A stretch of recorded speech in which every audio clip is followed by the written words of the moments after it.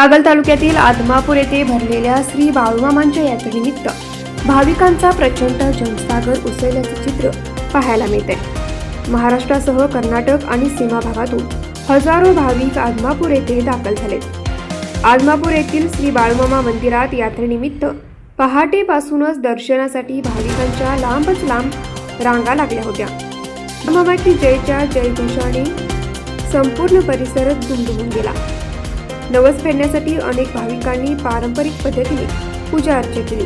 काही भाविकांनी दंडवत घालत तर काहींनी पायी चालत मंदिरात येऊन बाळूमामांचे दर्शन घेतले। यात्रेनिमित्त मंदिर परिसरात भजन, कीर्तन, पालखी सोहळा तसेच महाप्रसादाचे आयोजन करण्यात आले होते। तसेच यात्रेमुळे आदमापूर गावात विविध दुकाने, खेळणी आणि खाद्यपदार्थांचे स्टॉल उभारण्यात आले होते। भाविकांची मोठी गर्दी लक्षात घेऊन पोलीस प्रशासनाकडून चोख बंदोबस्त ठेवण्यात आला होता। श्रद्धा, भक्ती आणि उत्साहाच्या वातावरणात आदमापूर येथील बाळूमामांची यात्रा मोठ्या उत्साहात पार पडली।